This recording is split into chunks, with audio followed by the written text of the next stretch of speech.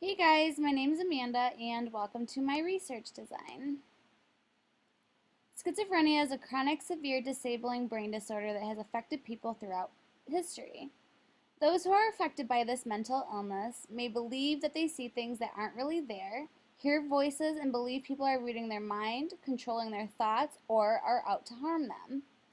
Researchers have been working on developing more effective medications and using new tools and research methods to understand the causes of this mental illness. Within research designs, we have non-experimental and experimental. Within a non-experimental, we have descriptive and correlation. The goal of descriptive research is to describe a phenomenon, basically to describe thoughts, feelings, and behaviors. Descriptive research can be either qualitative or quantitative and can include case studies and observations. There is no control of the independent variable and no random assignment of study subjects. This area of research can help answer questions such as what is the percentage of Americans that smoke? The goal of correlational research is to predict the phenomenon, basically to understand the relationships among thoughts, feelings, and behaviors. The goal is to predict one variable based on another and can be done through surveys. This can answer questions such as does income have an effect on SAT scores? This research area can provide a positive, negative, or no correlation at all. Though this helps variable A predict variable B, this does not mean that this is the causation of it.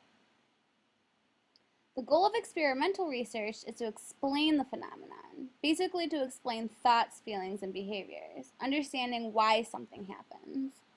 This research area has more control over the environment and helps provide an explanation, causation, and proof. Experimental studies use experimental and control groups. Within this area, we also have quasi-experimental, which is a study that includes a manipulated independent variable but lacks important controls, or vice versa. The purpose of this study is to determine whether or not the new drug is more effective than the existing drug. In our study, we want to explain the relationship the drug has in reference to schizophrenia. Descriptive and correlation designs are too limited to do this. The research design that will describe the relative effectiveness of the two drugs in comparison to schizophrenia would be an experimental design. This allows researchers to also use quasi-experimental if needed because we can manipulate variables so the study can accurately determine the effectiveness of both drugs. We basically want to prove the value of the drug in use. We want to show the difference in products being used. We want to show how effective one drug is compared to the other. And we can use multiple groups can allow for this to test both drugs.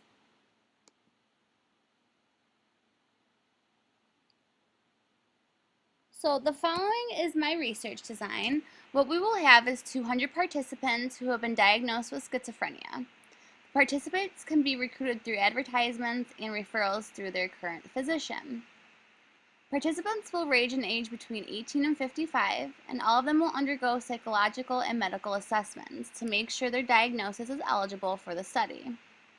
Participants should not be taking any current medications, and if they are, we can go through a wash to clear the individual systems for a 30-day period. Informed consent would need to be provided to all individuals while maintaining confidentiality for ethical purposes.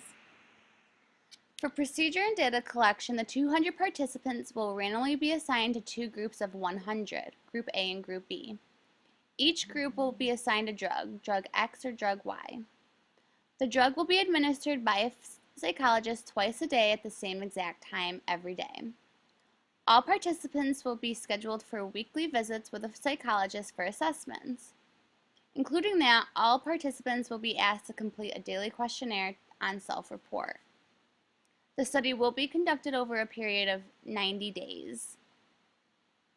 After everything is said and done, all behavioral and self-reported data will be provided by the psychologist to the researcher.